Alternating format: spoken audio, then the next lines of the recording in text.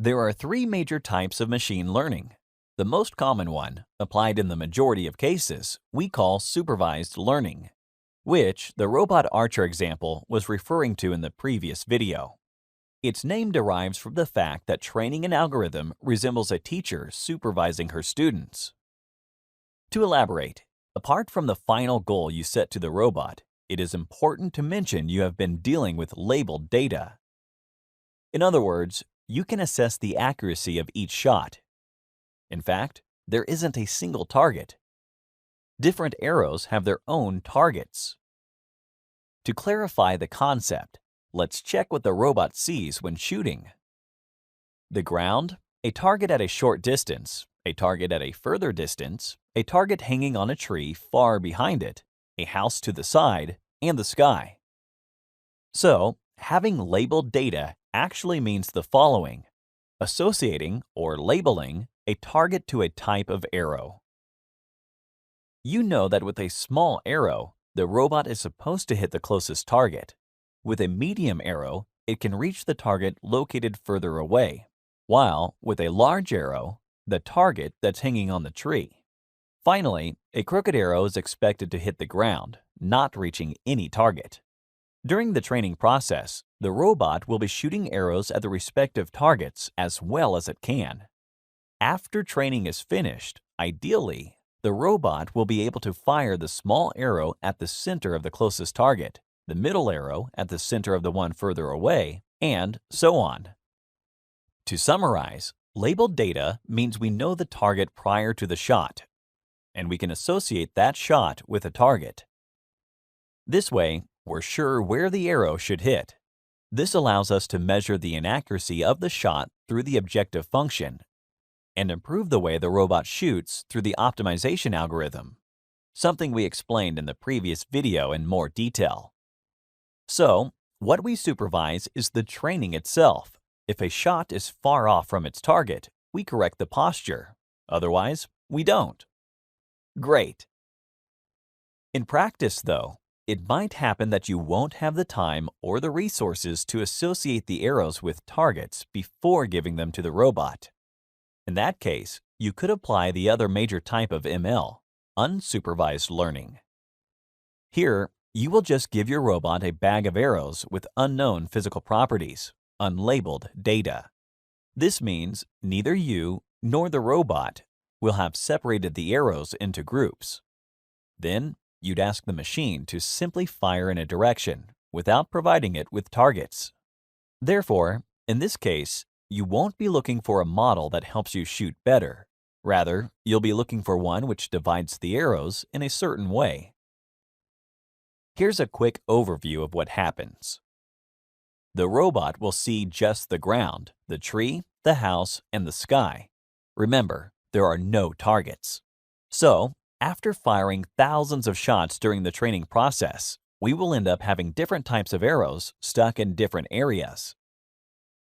For instance, you may identify all the broken arrows by noticing they have fallen on the ground nearby.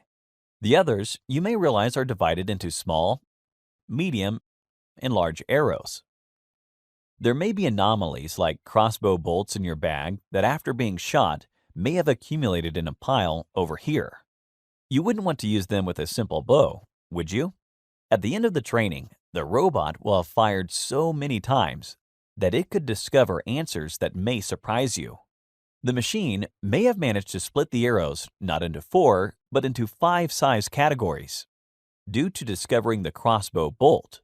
Or it may have identified that some arrows are going to break soon by placing them in the broken arrow pile. It is worth mentioning that supervised learning can deal with such problems too, and it does very often.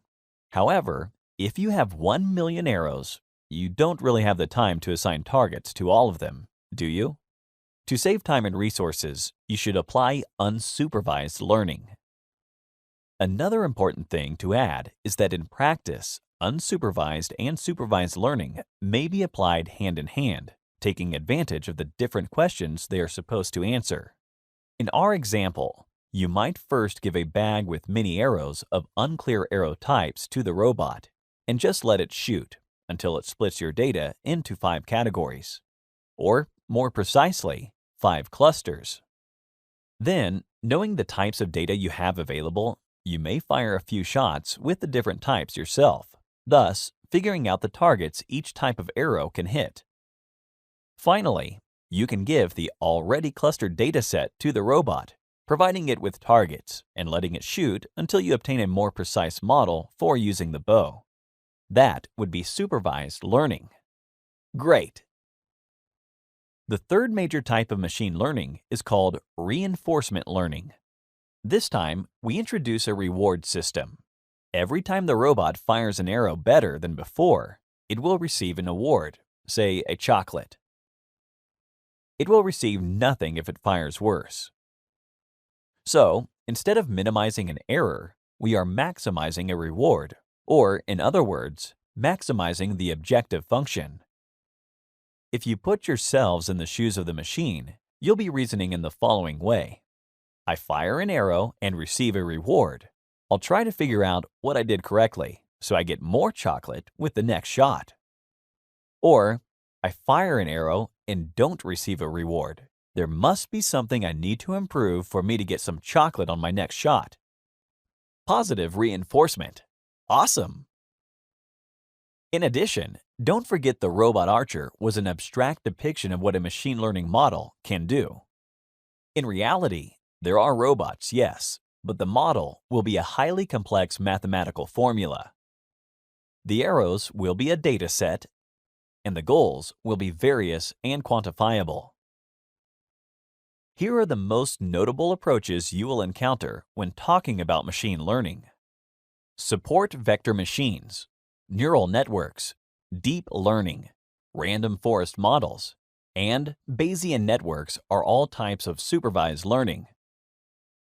There are neural networks that can be applied to an unsupervised type of machine learning, but K-means is the most common unsupervised approach. By the way, you may have noticed we have placed deep learning in both categories. This is a relatively new, revolutionary computational approach, which is acclaimed as the state-of-the-art ML today. Describing it briefly, we can say it is fundamentally different from the other approaches. However, it has a broad practical scope of application in all ML areas because of the extremely high accuracy of its models. Finally, note that deep learning is still divided in supervised, unsupervised, and reinforcement. So, it solves the same problems, but in a conceptually different way. All right. This was a brief introduction to the vast ocean of techniques that the machine learning discipline comprises at the moment. In the next video, we will illustrate 2 real-life examples of machine learning. Thank you for watching.